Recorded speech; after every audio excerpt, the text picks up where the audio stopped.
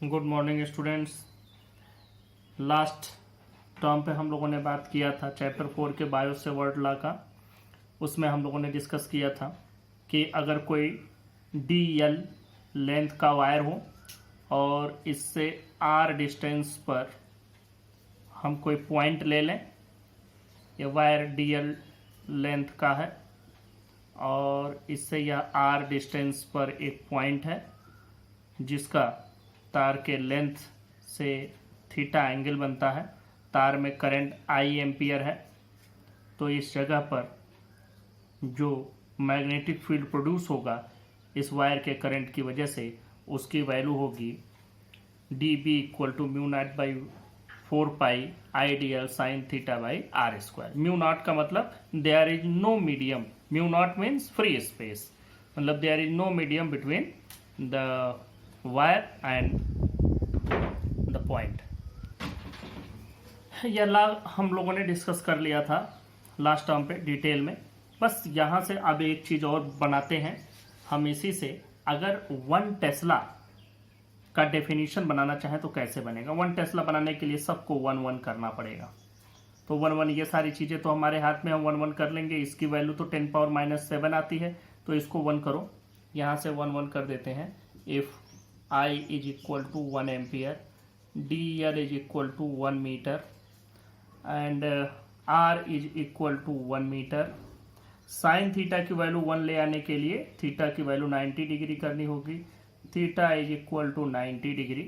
Then D B is equal to mu naught by 4 pi और इसका मतलब है 10⁻⁻7 टेस्ला। ये वैल्यू हमको 10⁻⁻7 टेस्ला मिली, हमको चाहिए था 1 टेस्ला। तो जैसे अगर कोई चीज़ मान लो कि कम आती है तो हम उसको ये कह सकते हैं कि इसका 2 गुना 1 होगा। इसमें हम कितने टाइम्स इसको बढ़ाएं, कितने गुना इसका कर दें कि ये 1 हो जाए।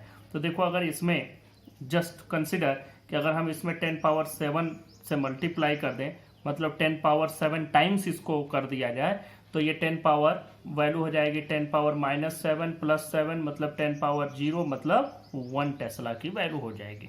तो हम इसको ऐसे बना सकते हैं, इस पूरे फार्मूले को हम लोग, या इस पूरी डेफिनीशन 1 टेस्ला की जो डेफिनीशन हम बनाना चाहते हैं उसको हम लिख सकते हैं कि अगर कोई 1 मीटर लंबा वायर हो जिसमें 1 एम्पियर का करंट फ्लो हो रहा हो और उससे ठीक परपेंडिकुलर डिस्टेंस, ठीक परपेंडिकुलर डायरेक्शन में 1 मीटर की डिस्टेंस पर कोई पॉइंट ले लें, तो उस पर जो मैग्नेटिक फील्ड बनेगा उसका 10⁻7 टाइम्स 1 टेस्ला कहा जाएगा। तो हम इसको लिख भी देते हैं। ये डेफिनेशन मैंने लिख दी।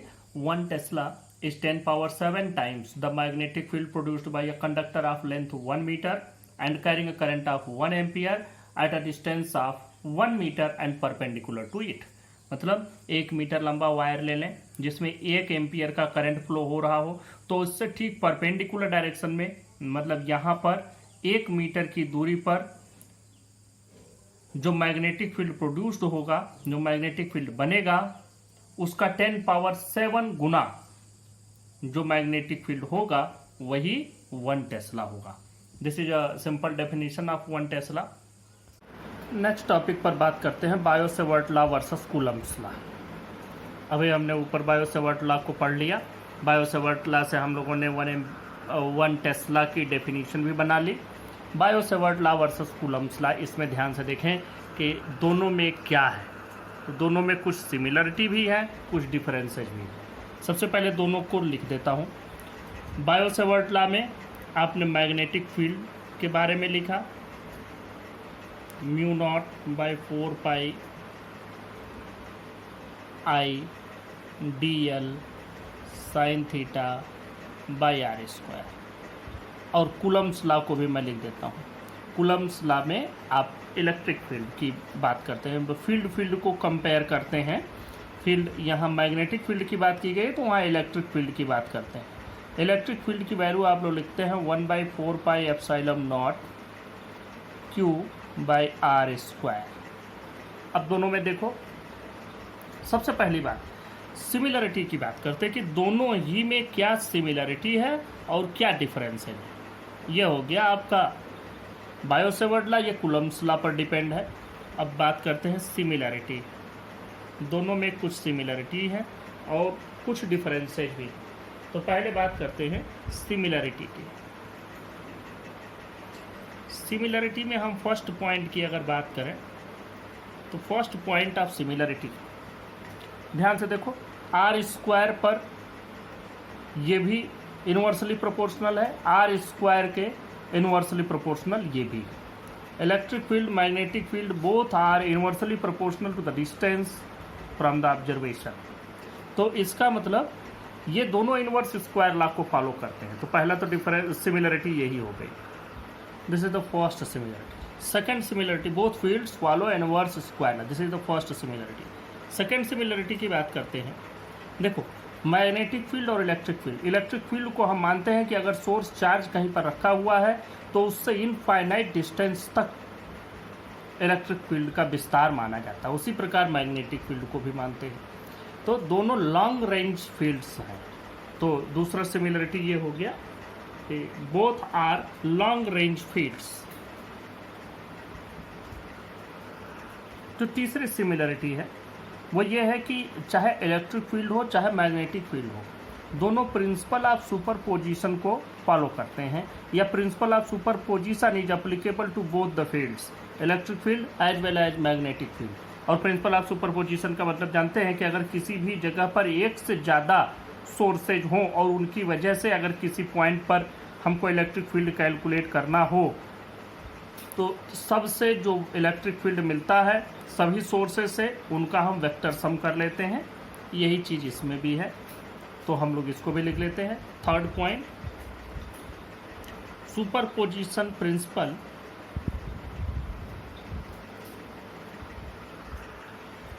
Superposition principle is applicable to both fields.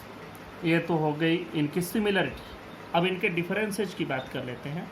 What are the points of differences? Difference,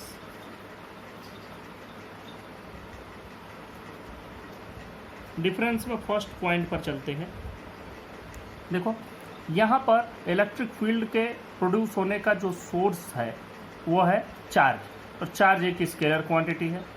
magnetic field कहाँ से प्रोड्यूस हुआ, उसका जो सोर्स है वह है करंट एलिमेंट, सिर्फ करंट नहीं, IDL, और इसमें एक डायरेक्शन भी होती है। तो इसका मतलब यह है कि ये डायरेक्शन वाली चीज़ है, मतलब ये वेक्टर इसका सोर्स है और इसका सोर्स स्केलर है। तो magnetic field has a vector source whereas electric field has a scalar source. ये हमने पहला डिफरेंस लिख दिया। बी मतलब magnetic field is produced by a vector source. Vector source का मतलब करंट एलिमेंट I.dl। अच्छा, बट इलेक्ट्रोस्टैटिक फील्ड मतलब E is produced by a scalar source, मतलब चार्ज। यह हो गया first difference. Now the second difference is, हम second difference की बात करते हैं। सिमिलरिटी और डिफरेंसेज पर चले जाते हैं। देखो E और B इन दोनों में एक और डिफरेंस है कि जो इलेक्ट्रिक फील्ड होता है, जैसे जो सोर्स है, सोर्स से मिलाने वाली, जैसे ये सोर्स यहाँ पर रखा हुआ है चार्ज, और इस पॉइंट पर हमको कैलकुलेट करना है, तो चार्ज को मिलाने वाली लाइन, इस पॉइंट को चार्ज से मिलाने वाली लाइन के एलॉन्ग इलेक्ट्रिक फील्ड होता है। लेकिन अगर यहीं पर एक करंट एलिमेंट रखा हुआ है और उसकी वजह से हम इस पॉइंट पर मैग्नेटिक फील्ड कैलकुलेट करें, तो मैग्नेटिक फील्ड इसके ठीक परपेंडिकुलर डायरेक्शन में होगा, इस डायरेक्शन में। ये परपेंडिकुलर, जो ये प्लेन है, इसी प्लेन के ठीक परपेंडिकुलर डायरेक्शन में मैग्नेटिक फील्ड होगा। तो electric field is along the line joining the source and the point of observation, whereas the magnetic field is perpendicular to the plane. ये हमने लिख भी दिया। Electric field E is along R मतलब position vector, but B मतलब magnetic field is perpendicular to R। अब तीसरे difference की बात करते हैं। तीसरा डिफरेंस आपको सीधे सीधे दिखेगा, ध्यान से देखें। इसमें कोई भी एंगल की डिपेंडेंसी नहीं है, लेकिन यह डिपेंड कर रहा है एंगल पर। अगर इसमें थीटा की वैल्यू चेंज होती रहे तो यहाँ पर बाकी सारी चीज़ें हम फिक्स कर दें, थीटा की वैल्यू चेंज करें तो मैग्नेटिक फील्ड की वैल्यू चेंज होने लगी। ऐसा कोई डिपेंडेंसी इसमें नहीं है। मतलब B means magnetic field depends on angle, whereas electric field is independent of angle. तीसरा डिफरेंस मैंने लिख दिया, E means electric field is independent of angle, but B means magnetic field depends on angle. और एक चौथा difference है, एक चौथी प्रॉपर्टी है, वो आप लिख भी सकते हैं, नहीं भी लिख सकते हैं, बहुत ही ज़रूरी नहीं है। देखो इसमें E और B दोनों को अगर हम ध्यान से देखें, इसमें म्यू नॉट आया है, इसमें एप्सिलॉन नॉट आया है। ये परमिटिविटी कहा जाता है मीडियम की, और ये परमिएबिलिटी कही जाती है मीडियम की। दोनों में बात है कि दोनों मीडियम की कैरेक्टरिस्टिक है। ये एक मीडियम की कैरेक्टरिस्टिक है, ये मीडियम की दूसरी कैरेक्टरिस्टिक है, मतलब दोनों मीडियम की कैरेक्टरिस्टिक पर डिपेंड करते हैं। तो इसलिए हम ये भी लिख सकते हैं कि दोनों मीडियम की कैरेक्टरिस्टिक पर डिपेंड करते हैं, लेकिन दोनों मीडियम की दो कैरेक्टरिस्टिक पर डिपेंड करते हैं। तो इसलिए यह पॉइंट सिमिलरिटी में भी आ सकता है, डिफरेंस में भी आ सकता है। सिमिलरिटी में कैसे आ सकता है कि both the fields depends on some characteristic of medium, और डिफरेंस में इस तरह से आ सकता है कि magnetic field depends on one characteristic, whereas electric field depends on another characteristic of medium. तो इस तरह से this is similarity as well as difference. तो हम इसको नहीं लिख रहे हैं।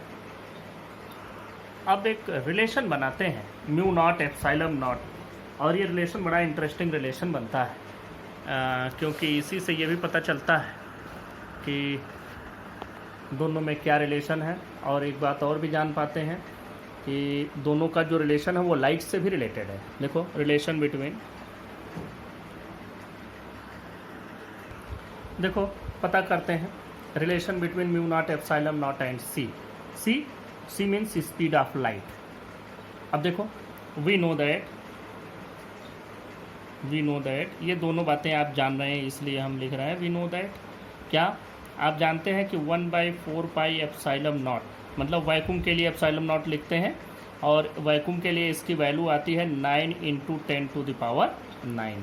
तो अगर हम यहाँ से एप्सिलॉन नॉट की वैल्यू कैलकुलेट करें तो वी विल गेट 1/4 पाई × 9 × 10⁹। ये नीचे आ जाएगा, इसको यहाँ ऊपर कर दिया।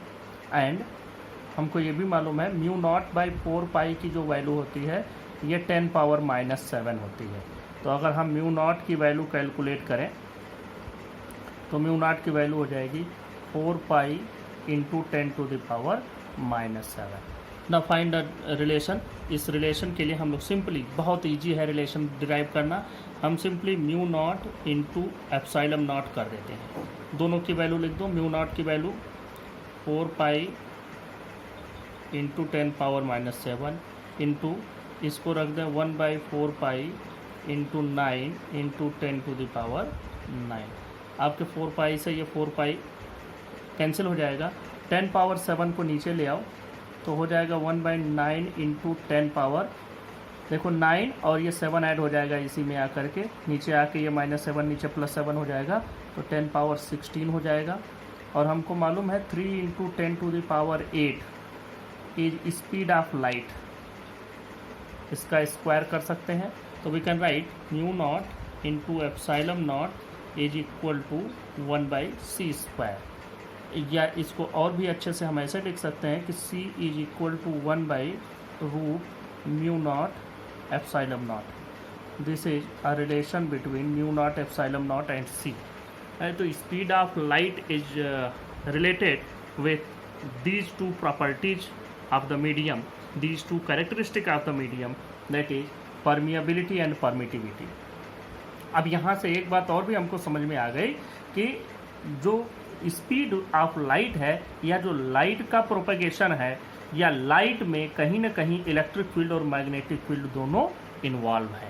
तो आप लोग एक चैप्टर पढ़ते हैं इलेक्ट्रोमैग्नेटिक रेडिएशन, और उसमें पूरा इलेक्ट्रोमैग्नेटिक वेव्स के बारे में आप पढ़ते हैं, और वो उसमें आपको ये बताया भी जाता है कि यह इलेक्ट्रोमैग्नेटिक रेडिएशन में आता है लाइट में इलेक्ट्रोमैग्नेटिक रेडिएशन में अल्फ़ा रे, अल्फ़ा तो पार्टिकल है, गामा रेज और X rays, simple light, UV light, infrared light, जितने भी तरह की लाइट्स हैं वो सभी इलेक्ट्रोमैग्नेटिक वेव्स में आती हैं। मतलब सभी की सभी लाइट्स जितनी भी हमको दिखती हैं वो सभी में, या जो नहीं भी दिखती हैं, विजिबल और इनविजिबल दोनों ही रेंज की लाइट इलेक्ट्रिक और मैग्नेटिक फील्ड से ही बनी हुई है, इसीलिए उनको इलेक्ट्रोमैग्नेटिक फील्ड भी कहते हैं।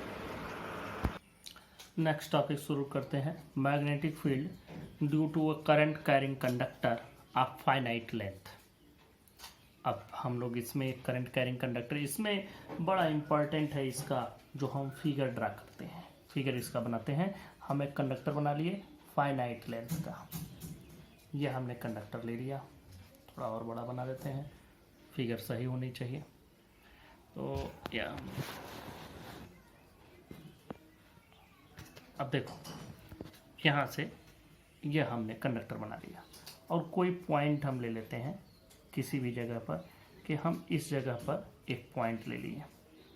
अब अगर इस पॉइंट को हम यहाँ से मिला देते हैं,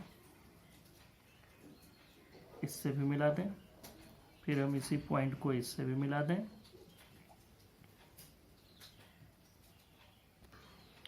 इसकी कुछ परपेंडिकुलर डिस्टेंस होगी यहाँ से, उसको यहाँ से डायरेक्ट मिला देते हैं। अब देखें यहाँ से इधर की ओर जो एंगल बन रहा है, ये दोनों पॉइंट का नाम दे दीजिए। इसको हम ए कहते हैं, इसको बी।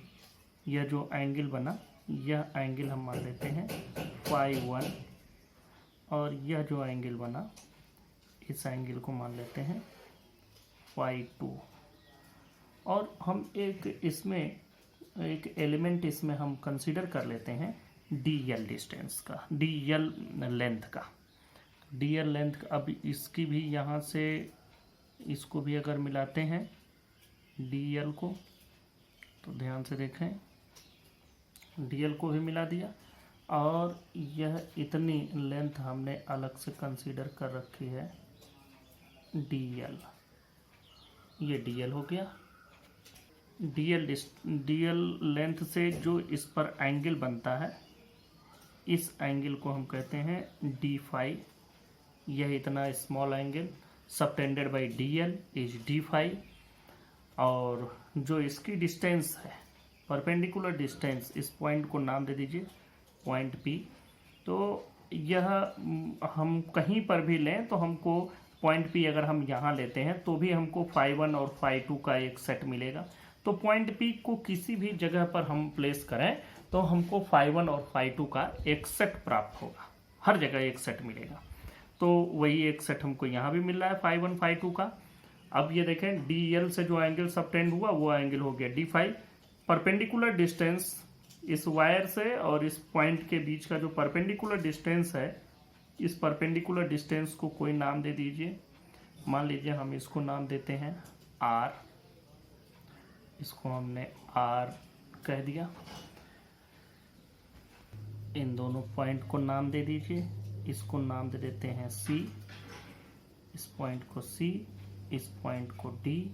और c से p की डिस्टेंस और d से p की डिस्टेंस में थोड़ा सा फर्क है, तो इस फर्क के लिए हम लोग इस पर से एक परपेंडिकुलर ड्रा कर देते हैं इस पर, और ये परपेंडिकुलर इस पर ड्रा कर दिया, इसको नाम दे दिया em। यह जो एंगल बन रहा है, इस एंगल को यहाँ से this angle is called theta, इस एंगल को हमने थीटा बना दिया। इस कंडक्टर में जो करंट है उस करंट को बना दीजिए I। ये डिस्टेंस D से P तक की डिस्टेंस को बना दें R। ये डिस्टेंस हमने R ले लिया। अब देखें मैग्नेटिक फील्ड निकालते हैं at point P due to this current element I D L. Magnetic field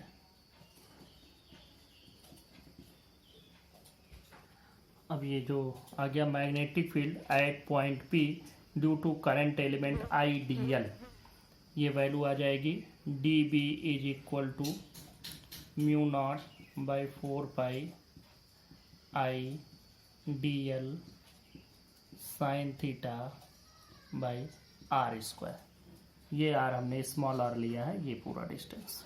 अब ये कहाँ से आया? This is from bio Savart law.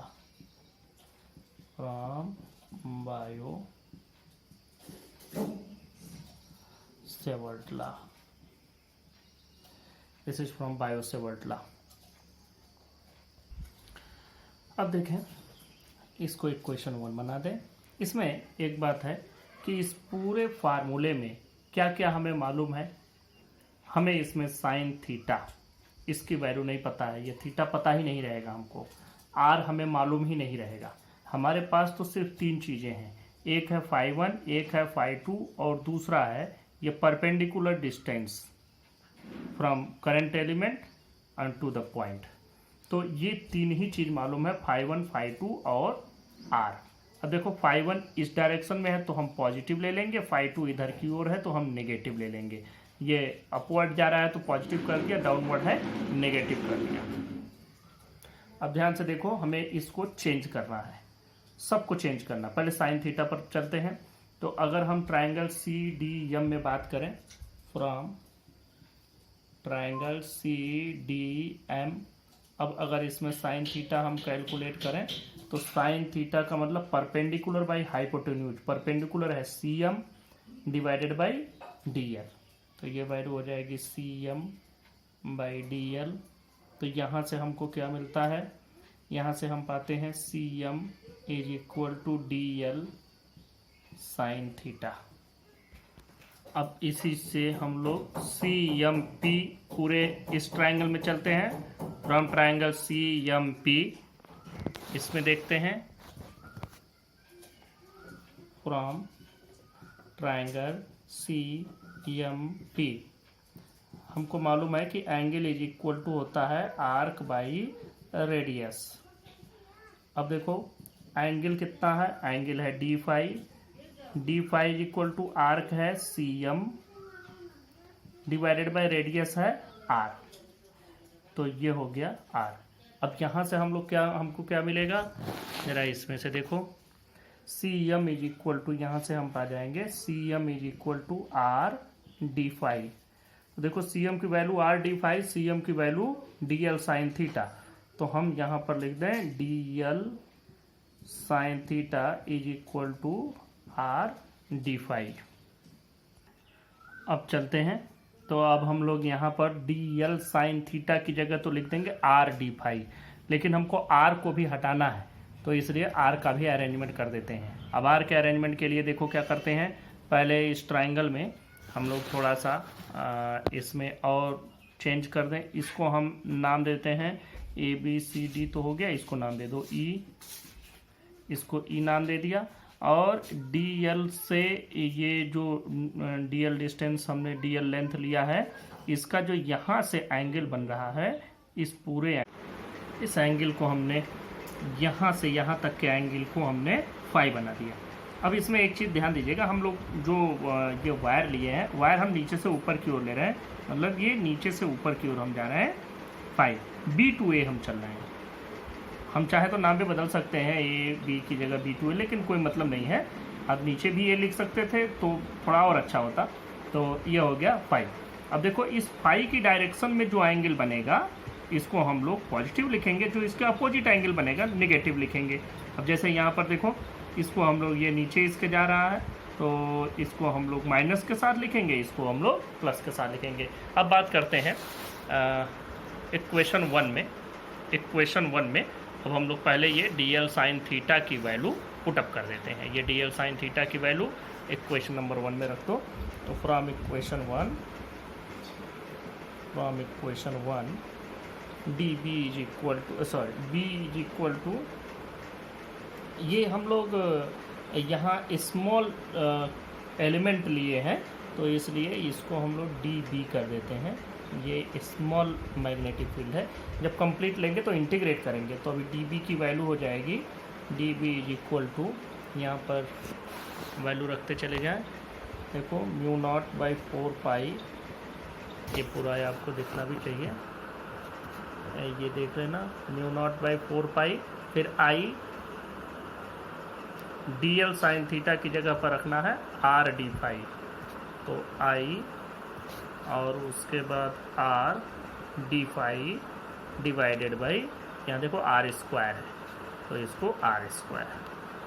अब एक आर से एक आर कैंसिल हो जाएगा, तो अब आ जाए नीचे, डी बी की वैल्यू हो गई D B is equal to mu naught by 4 pi I D phi by R. अब हम लोग नियरली कंप्लीट पहुंच चुके हैं, बस एक चीज़ बच गया है, आर को रिमूव करना, आर को एलिमिनेट करना, इसको हटाना है। और किस में रिप्रेजेंट करना है? इन टर्म्स ऑफ कैपिटल आर, क्योंकि ये कैपिटल आर वाली ही वैल्यू हमको मालूम रहेगी। We will get only the perpendicular distance of the observation point from the given current element. तो अब हम लोग क्या करें, देखो यहाँ पर तो हमने एंगल बना लिया है ये फाई। अब इस एंगल का हमको इस स्मॉल आर और इस कैपिटल आर मतलब यहाँ से यहाँ तक की पूरी डिस्टेंस, तो इस दोनों में रिलेशन चाहिए। तो ये है हाइपोटेन्यूज, ये है बेस, तो हम लोग cos फाई ले लें, दोनों में हमको रिलेशन बन जाएगा। ट्राइंगल कौन सा बनेगा? फ्रॉम ई डी या ई पी डी से हम लोग बनाते हैं, from triangle E P D करते हैं, from triangle E P D cos phi is equal to, देख भी लीजिए आप लोग, ये cos phi is equal to base मतलब कैपिटल आर बाई हाइपोटेन्यूज मतलब small R, capital R by small R, capital R by small R. तो अब यहाँ से स्मॉल आर की वैल्यू आपको मिल जाएगी, small R is equal to capital R divided by cos phi. अब यही आर की वैल्यू उठा करके यहाँ रख देना, 10 D B equal to mu naught by 4 pi I D phi divided by R divided by cos phi. अब ये वैल्यू हो जाएगी म्यू नॉट बाई 4 पाई। देखो जो जो इंटीग्रेट होने वाली चीज़ें हैं वो एक पास लिखो, एक जो कांस्टेंट है आई बाई आर, ये सब कुछ कांस्टेंट है। अब बचा ऊपर ये चला जाएगा cos फाई, तो यहाँ हमारे पास बचा cos फाई डी फाई, ये इतनी वैल्यू आपको मिली।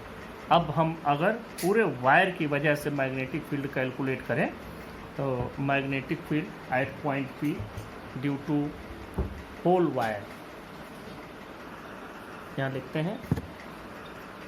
अब हमने लिख दिया magnetic field at point P due to whole conductor, तो B इज इक्वल टू, अब ध्यान देना हमको इंटीग्रेट करना है, तो ये mu naught by 4 pi I by R, ये इंटीग्रेट होगा ही नहीं, सिर्फ इंटीग्रेट होगा cos phi in terms of D phi. वो भी कहाँ से कहाँ, इसके लिए अब हम लोग फिर से फिगर पर चलते हैं। फिगर में देखो ये इधर की ओर है, फाई हम इधर लिए हैं, तो फाई के अपोजिट में जो आपने लिया है इसको आप लिखेंगे माइनस, और इधर जो है प्लस। एक दूसरा तरीका भी कुछ लोग बोलते हैं कि जो अपवर्ड डायरेक्शन में है उसको ले लो प्लस, और जो डाउनवर्ड डायरेक्शन में है उसको ले लो माइनस। ज़्यादा उचित यही है कि आप फाई के इंक्रीजिंग डायरेक्शन में जो है उसको पॉजिटिव, और जो इसके डिक्रीजिंग डायरेक्शन में है उसको नेगेटिव। तो -φ2 से φ1, हम बी से ए चल रहे हैं, ये ध्यान दीजिएगा, हम बी से ए की ओर जा रहे हैं, तो ये हो जाएगा -φ2 से φ1। अब ये वैल्यू देखो, ये म्यू नॉट बाई 4 पाई ये हो गया, ये आई बाई आर भी हो गया। cos फाई का जब आप इंटीग्रेशन करते हैं तो आपको मिलता है sin फाई, ये वैल्यू हो जाएगी sin फाई। और कहाँ से कहाँ, -φ2 से φ1। अब इसको सही कर लो, जो भी वैल्यू आ रही है लिमिट रख दें, वैल्यू को पूरा कंप्लीट करें। ध्यान से देखें, b की वैल्यू हो जाएगी b is equal to mu naught by 4 pi I by R, ये हो जाएगा sin φ1 sin माइनस sin, ये वैल्यू -φ2 है, या upper limit minus lower limit, लेकिन लोअर लिमिट नेगेटिव में है इसलिए मैंने इसको लिख दिया। अब एक चीज़ देखो, एक फार्मूला हम लोग जानते हैं कि sin minus theta is equal to होता है माइनस साइन थीटा। तो अब यही चीज़ हम लोग यहाँ यूज कर देंगे, तो ये माइनस की जगह प्लस हो जाएगा। तो b का जो पूरा वैल्यू आएगा वो होगा mu naught by 4 pi I/r, और यहाँ वैल्यू हो जाएगी sine phi 1 plus sine phi. This is the formula for magnetic field at due to a straight wire of finite length। अब देखें ये फार्मूला हमको मिल गया mu naught by 4 pi I/r। इस फार्मूले में अब हम लोग कुछ केस ले लेते हैं। First we will discuss case 1। Case 1 में हम बात करते हैं कि अगर ये वायर जो दिया गया है AB, अगर ये बहुत बड़ा वायर हो जाए, बहुत बड़ा वायर हो जाए, मतलब इनफाइनाइट लेंथ का, तब क्या होगा? तब देखो, तब ये और ऊपर चला जाएगा, मतलब ये पाई बढ़ता जाएगा, ये 90 डिग्री होना चाहेगा, और इस तरफ भी ये 90 डिग्री होना चाहेगा, क्योंकि ये बढ़ता जाएगा। अब जैसे ये इसको यहाँ से मिलाओगे तो ये इतनी दूर आएगा। अगर हम यहाँ से मिलाएंगे, हम एक छोटा सा एग्जांपल लेकर के आपको यहाँ समझा दे रहे हैं। देखो, मान लो कि ये वायर हमने लिया है, हम यहाँ पर आपको समझा दे रहे हैं, ध्यान से समझें। ये वायर हमने लिया और हम इस पॉइंट को, ये जो पॉइंट ऑफ ऑब्जर्वेशन है, ये दूर ना होके और नज़दीक हो गया। अब देखो, ये वैसे ही आपको दिख रहा होगा कि एंगल थोड़ी सी बड़ी हो गई। जैसे इतनी दूर से लेंगे तो एंगल थोड़ी और छोटी हो जाएगी, जितना दूर चलते जाओगे ये एंगल कम होता जाएगा। देखो, और जैसे जैसे आप नज़दीक आते जाएंगे वैसे वैसे एंगल बड़ी होती जाएगी। दूसरी साथ में हम इसको भी बढ़ा दे रहे हैं, इसको हम बड़ा कर दिए, इसको भी बड़ा कर दिए। इसको बड़ा कर दोगे तो ये एंगल अब यहाँ से बनना शुरू होगा, ये एंगल अब यहाँ से बनना शुरू होगा, तो और बड़ा हुआ। तो इस प्रकार से ये एंगल आप देख रहे हैं कि इधर से इधर की ओर भाग रहा है। जैसे जैसे हम लोग लेंथ बढ़ाते जा रहे हैं, लेंथ बढ़ाते जाओगे तो ये एंगल धीरे धीरे 90 की ओर बढ़ता चला जाएगा, ये भी 90 की ओर बढ़ता चला जाएगा। तो वो कंडीशन, जबकि ये कंडक्टर बहुत बड़ा हो और ये पॉइंट ऑफ ऑब्जर्वेशन इसी करंट एलिमेंट के नज़दीक हो, तो उस केस में हम लोग पाएंगे कि φ1 और φ2 both will tend to 90 degree. ये दोनों 90 डिग्री हो जाना चाहेंगे। तो इस केस को लिख लें। अब यहाँ पर क्या करते हैं कि AB जो लेंथ है यह इस R से बहुत ज़्यादा, मतलब ये नज़दीक आ गया, ये R घट गया और साथ में ये बढ़ गया। मतलब if this is case 1, if AB is too much greater than R, then φ1 tend to 90 degree and φ2 also tends to 90 degree. Both will tend to be 90 degree. और अगर ये 90 डिग्री हो जाएगा तो B is equal to mu naught by 4 pi ये I/r। देखो, ये भी साइन 90, ये भी साइन 90, सीधे हम डायरेक्ट वैल्यू लिखेंगे साइन 90 प्लस साइन 90। तो साइन 90 की वैल्यू आपको मालूम है 1 प्लस 1, तो ये दोनों की साइन 90 की 1 1 वैल्यू हो गई, ये 2 हो जाएगा। तो हम लोग इसको लिख सकते हैं B is equal to mu naught by 4 pi, ये वैल्यू हो जाएगी 2I/r। और कोई ऐसे भी लिख सकता है कि mu naught I/2 pi r, that's also correct. तो कोई इस फॉर्म में भी लिख सकता है, कोई ऐसे भी लिख सकता है mu naught I/2 pi r, both are same. Mu naught by 4 pi के टर्म में याद करना थोड़ा ज़्यादा उचित रहता है, क्योंकि हम सब उसी टर्म में याद करते हैं, तो ये इसलिए 2I/r ये हो गया। अब दूसरी बात चलते हैं। केस 2 में हम लोग चर्चा करते हैं कि if AB is too long, infinitely long लिखो, ज़्यादा सही रहेगा। देखो, if AB is infinitely long and point P lies near any one end, अब उसको भी हमने मान लिया लेट एंड A। देखो, इसके पहले जब हम लिए थे तो इस वायर AB को मैं यहाँ एक बार फिर से समझा दूँ आपको। हमने जब ये लिया था तो वायर AB बहुत बड़ा ले लिया, मतलब इनफाइनाइटली लॉन्ग ले लिया था। इसके पहले वाले में पॉइंट P कहाँ था? मिडिल में, और वो भी इसके बहुत नज़दीक। तो ये बहुत नज़दीक था, तो इसलिए यह जो एंगल बन रहा था ये धीरे धीरे 90 की ओर जा रहा था। अब क्या है कि अब पॉइंट P यहाँ ना आकर के किसी एक एंड पर चला जा रहा है। जैसे मान लो कि हम लोग ले लेते हैं पॉइंट A को, हमने A के एंड पर ले लिया। तो अब देखो, पहले हम लोग यहाँ चलते हैं, यहाँ से ये वैल्यू बन रही है और ये इधर बन रहा है। जब आप यहाँ पहुँच जाएंगे इसी पॉइंट को लेकर के, तो ये एंगल इतना बनेगा और ये थोड़ा सा और बड़ा हो गया। देखना, ये थोड़ा कम था, ये थोड़ा और ज़्यादा हो गया। हम थोड़ा और नज़दीक गए तो ये एंगल और छोटा हो गया और ये और ज़्यादा बड़ा हो गया। मतलब ये 90 की ओर एकदम जा रहा है ये वाला। और ये कम होते होते जब हम यहाँ पहुँचेंगे तो यह तो लगभग 90 हो जाएगा, लेकिन ये जो इधर वाला एंगल बनना तो वह 0 डिग्री हो जाएगा।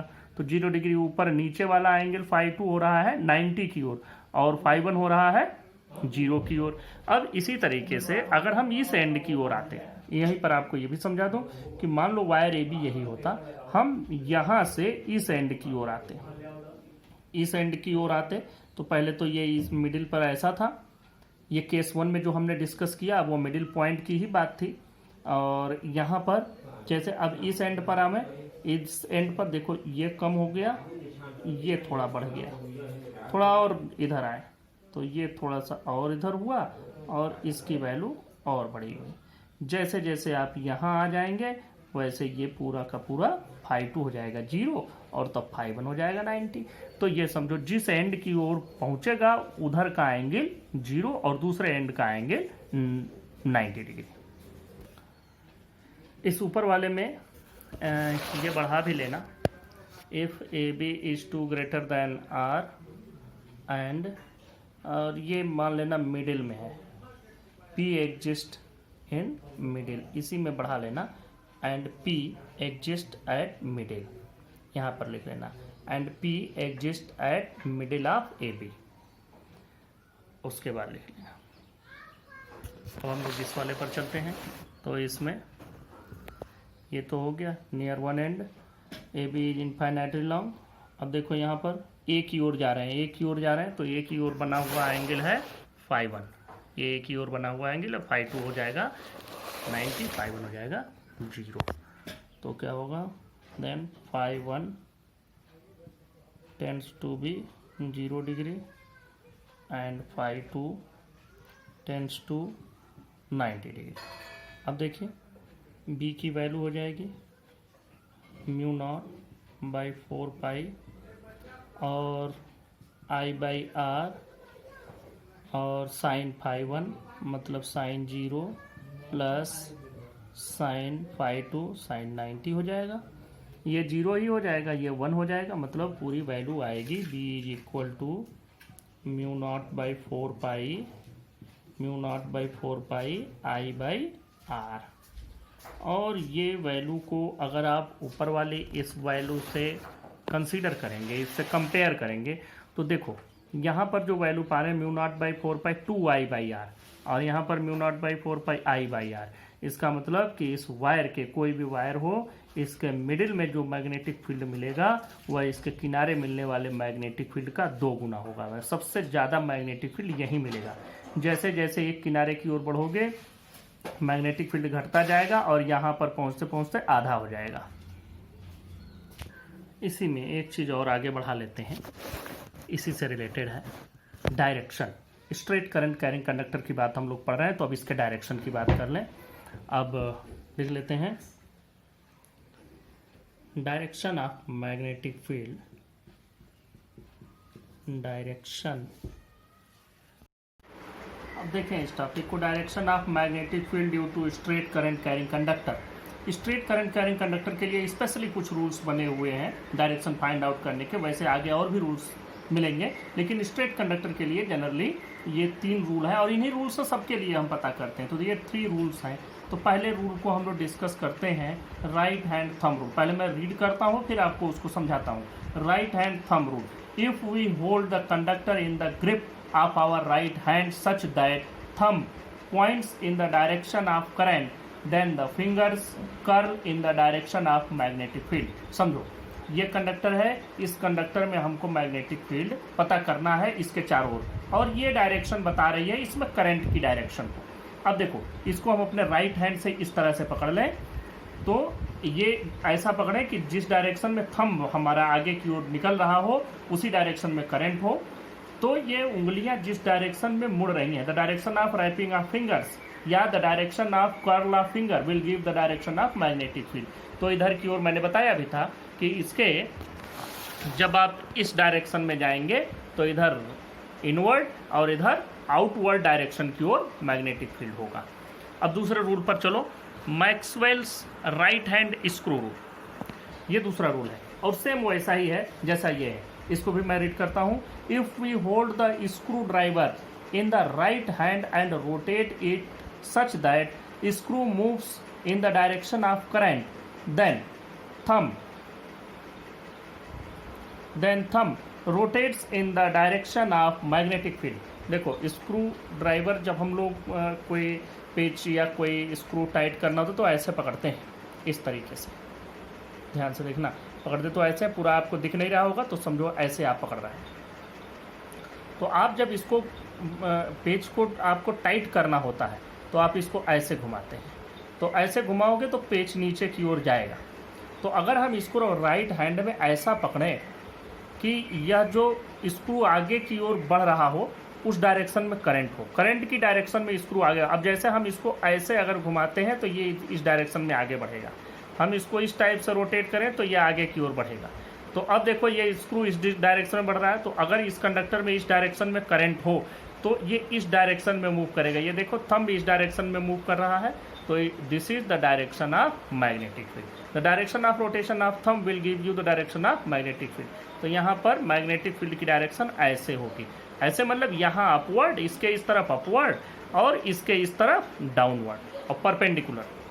और तीसरे रूल पर आओ। तीसरा रूल सबसे ज़्यादा यूज किए जाने वाला रूल है, खैर रूल तो सभी यूज होते हैं, ये भी देखो, right hand palm rule number 1 इसको बोलते हैं। If we stretch our right hand palm such that thumb points in the direction of current and fingers towards the point at which the direction of magnetic field is to be determined, then the direction of push from the palm will give you the direction of magnetic field. इसको समझना पड़ेगा, अच्छे से समझो। देखो मान लो ये conductor हमने लिया और इस कंडक्टर के इस साइड हमको मैग्नेटिक फील्ड पता करना है कि किस डायरेक्शन में होगा। तीनों रूल से आप बता सकते हैं। अगर स्क्रू वाला ले लें तो ऐसे होगा, इस डायरेक्शन में डाउनवर्ड होगा।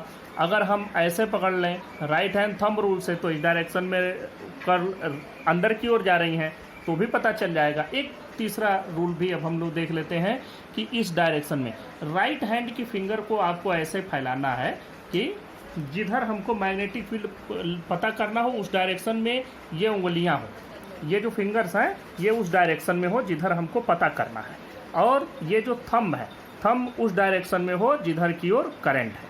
तो देखो इस पाम से, हथेली से धक्का देने की दिशा में मैग्नेटिक फील्ड होगा, तो हम यहाँ पर हथेली से धक्का नीचे की ओर देंगे, इसका मतलब यहाँ पर मैग्नेटिक फील्ड डाउनवर्ड होगा और वो भी परपेंडिकुलर होगा।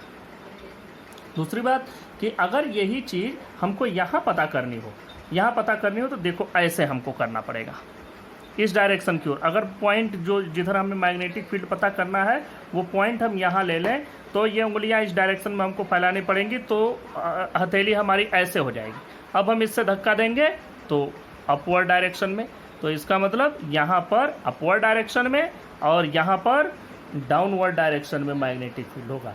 These are the 3 rules to find the direction of magnetic field due to straight current carrying conductor. Thank you.